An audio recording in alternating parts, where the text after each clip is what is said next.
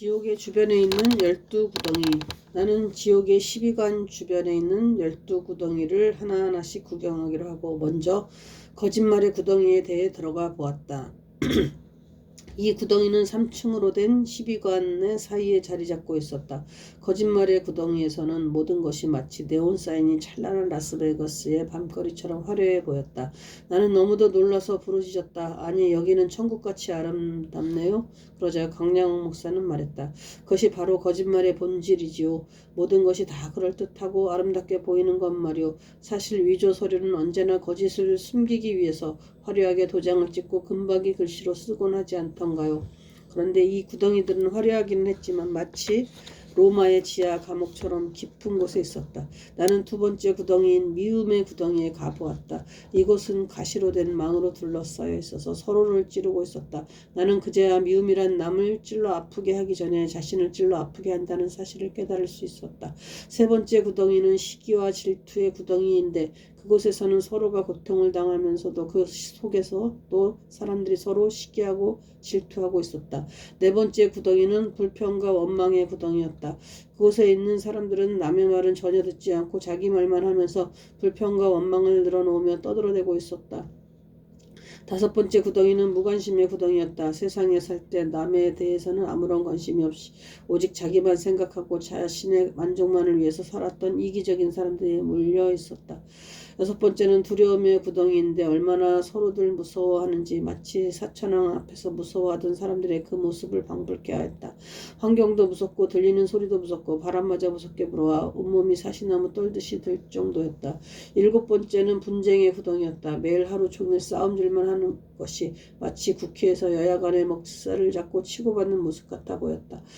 여덟 번째는 노여움의 구덩이였다. 노여움의 소리가 온 천지를 울리는 것 같이 크게 들렸다. 이곳에 있는 사람들의 목을 보니 하도 소리를 많이 질러 퉁퉁 부어 있었다.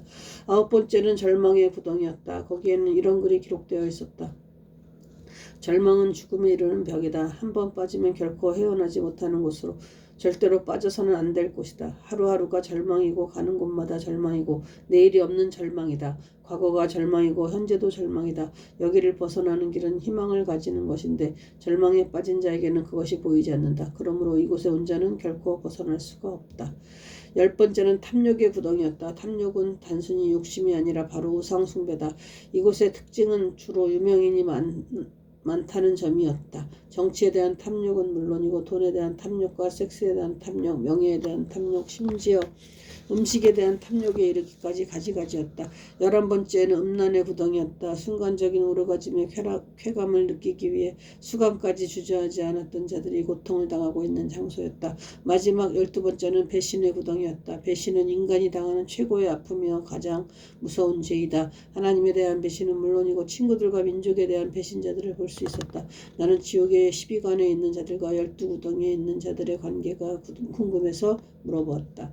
강량옥 목사님, 이들은 어떤 관계가 있습니까? 12구덩이는 세상에서 지은 죄의 종류에 따라 이곳에 잠깐 들어와서 특별 고문을 당하는 곳이랍니다. 말하자면 지옥 안의 또 다른 감옥과 같은 곳이죠. 나의 궁금증은 해소가 되었으나 그 비참한 모습에 등골이 오싹오싹하고 가슴이 아파오는 것을 참을 수가 없었다. 나는 지옥에 대한 신약 성경의 두 구절을 생각하면서 지옥문을 나왔다. 하나는 예수님께서 누가복음 12장 5절에서 심판을 언급하신 구절이다. 마땅히 두려워할 자를 내가 너희에게 보이리니 곧 죽인 후에 또한 지옥에 던져넣는 권세 있는 그를 두려워하라. 내가 참으로 너희에게 이르노니 그를 두려워하라. 다른 하나는 바울이 데살로니가 후서 1장 7절에서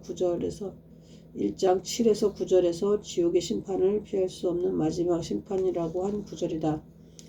환난받는 너희에게 우리와 함께 안식으로 갚으시는 것이 하나님의 공이시니 주 예수께서 저희 능력의 천사들과 함께 하늘로부터 불꽃 중에 나타나실 때 하나님을 모르는 자들과 우리 주 예수의 복음을 복종치 않는 자들에게 형벌을 주시리니 이런 자들이 주의 얼굴과 그의 힘의 영광을 떠나 영원한 멸망의 형벌을 받으리로다.